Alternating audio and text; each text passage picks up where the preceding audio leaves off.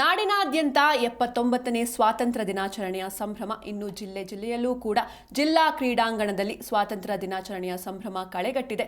ವಿವಿಧ ಜಿಲ್ಲೆಗಳಲ್ಲಿ ಧ್ವಜಾರೋಹಣ ನಡೆಸಿ ತದನಂತರದಲ್ಲಿ ಸಾಂಸ್ಕೃತಿಕ ಕಾರ್ಯಕ್ರಮಗಳನ್ನು ನಡೆಸಲಾಯಿತು. 79ನೇ ಸ್ವಾತಂತ್ರ್ಯ ದಿನಾಚರಣೆ ಸಂಭ್ರಮ ಹಿನ್ನೆಲೆಯಲ್ಲಿ ಸಿಎಂ ಸಿದ್ದರಾಮಯ್ಯ ಅವರು ಕೂಡ ನಗರದ ಮಾಣಿಕ್ ಷಾ ಪರೇಡ್ ಮೈದಾನದಲ್ಲಿ ಧ್ವಜಾರೋಹಣವನ್ನು ನೆರವೇರಿಸಿದ್ರು.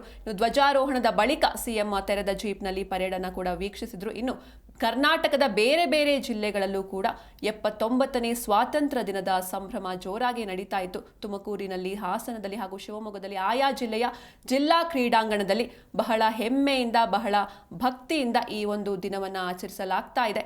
ಅನೇಕ ಶಾಲಾ ಮಕ್ಕಳು ಈ ಒಂದು ಸಮಾರಂಭದಲ್ಲಿ ಭಾಗಿಯಾಗಿದ್ರು. ವಿವಿಧ ಸಾಂಸ್ಕೃತಿಕ ಕಾರ್ಯಕ್ರಮಗಳು ಏರ್ಪಟ್ಟಿದ್ವು.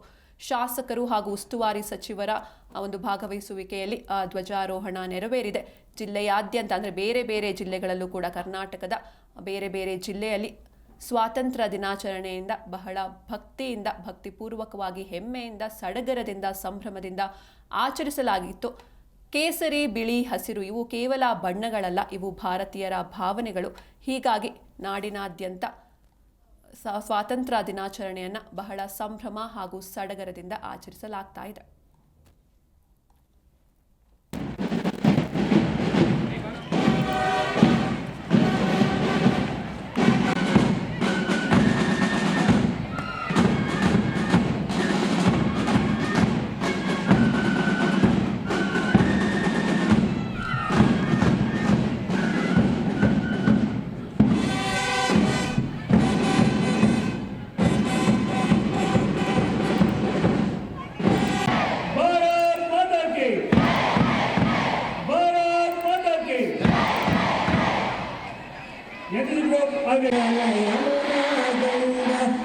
Chalo,